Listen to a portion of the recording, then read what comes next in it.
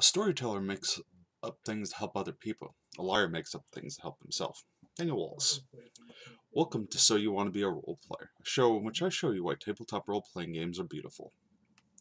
We all come to the table for different reasons. It's important for both the GM and the players to know their strengths and how they can help the other people at the table.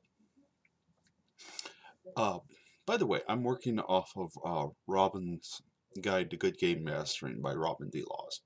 If you have not read it, I highly recommend it. It's a good read for both players and game masters. I'll include a link down below. So let's get started. First up, the Power Gamer. Power Gamer is all about mechanics and gaining strength and abilities for their character.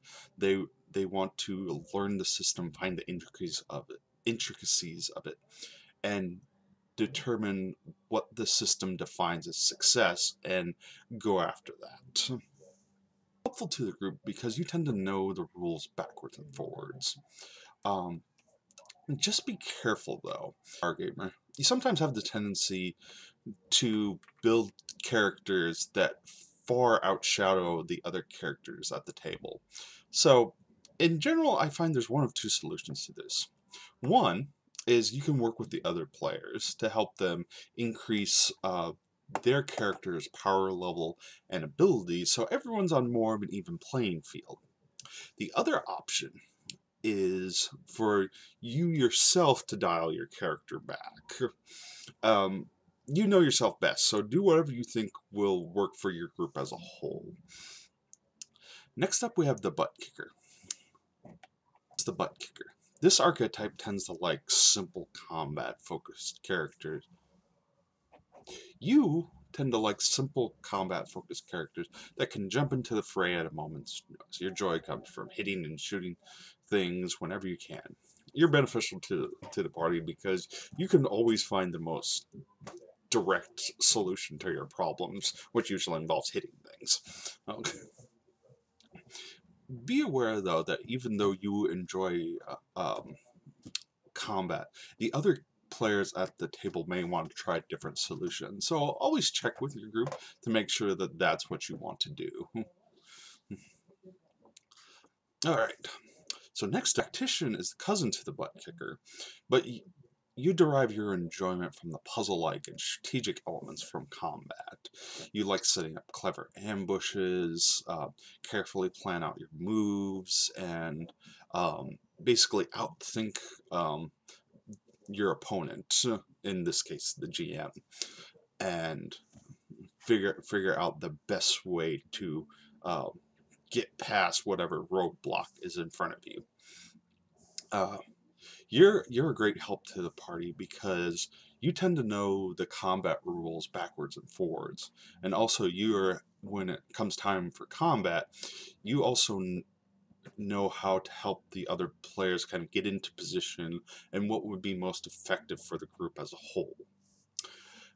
Just be careful that all your strategizing and thinking doesn't bog the game down. A strategy that takes 5 minutes to devise is better than a perfect strategy that takes a half hour.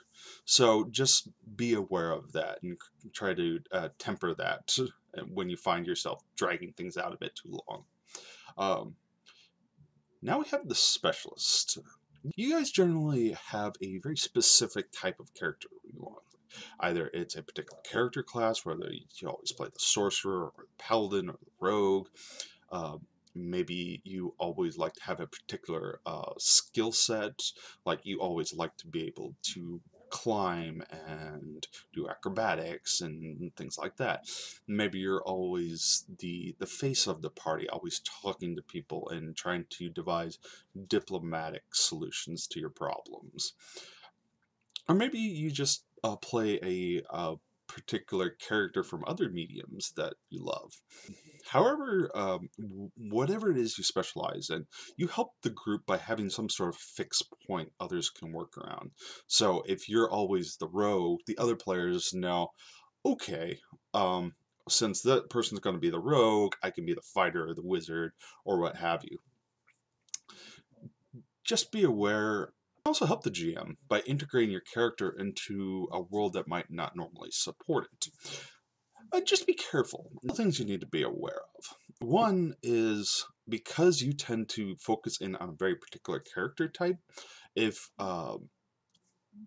you may have to sometimes work with other players who want to kind of work inside of your wheelhouse. So, for example, if you're always the rogue, you might decide, okay, I'm more of, this time I'm going to be more of like the artful dodger type rogue, and my friend will be more of like the second story man, you know, climbing in through windows and picking locks and things like that.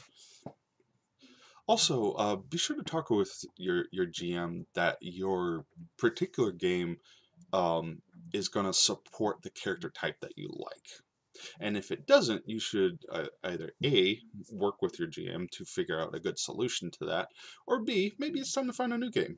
Um, if you always do, if you always play an elf and you're doing like a gritty sci-fi game, you're probably not going to necessarily have an analog for your favorite character type. On, we have our method actors. These are going to be our big hands and our drama students. You love diving into the persona of the character and playing it for all it's worth.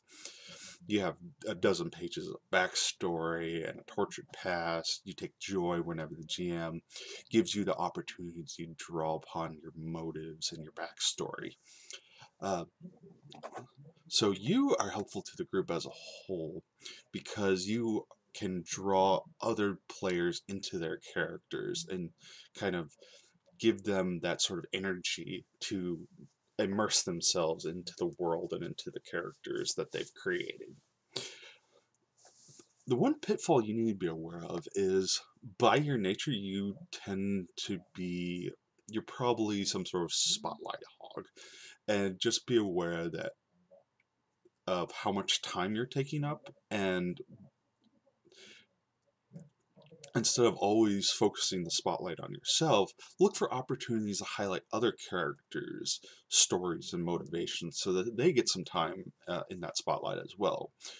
Or their particular wheelhouse. If they're a tactician, you know, give them, you know, set up situations where they can do interesting tactical combat and things like that.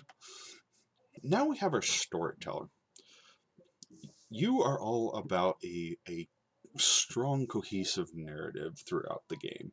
You like a good introduction, you know, different plot twists, a strong resolution, so on and so forth, fleshed out characters, both players and NPCs, and it all needs to fit together in some sort of cohesive fashion.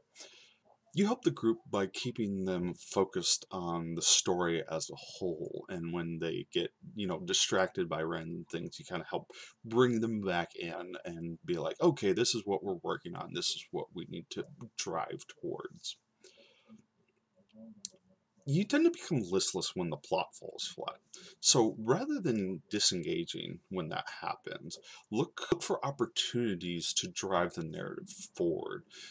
Let's try to, if you've dropped the narrative thread, somehow pick it back up and run with it. The last of our player types is the casual gamer. You bear special consideration because you're subtly different from the other players. You're usually a part of the game because your wider social circle is in the game. You go because your friends go. So what you bring to the game is usually what you bring to the game is usually some form of moderating influence. You know, when the power gamer and the method actor look like they're about to come to blows, you bring them back to reality and be like, hey guys, let's dial this back and let's calm it down a bit. Your GM may be concerned that you're not as engaged as the other players. And that's not necessarily a bad thing. You just let them know why you're there. That way, they have the right expectations for you at the table. And if you want to take a more engaged role later, hey, by all means. But you're generally okay with just being a wallflower and enjoying the group as a whole. You also might want to talk to your GM and see if they want some sort of assistant GM. That way, maybe you can help out with combat, or you can play another NPC for the GM, or what have you. If you have any questions, ideas, or topics you would like to see here on the show, let me know in the comments. If you have any questions, ideas, or topics you would like to see, let me know in the comments. Hit those like and subscribe buttons down below and join me next time on So You Want to Be a Role Player. Why? Because games are beautiful.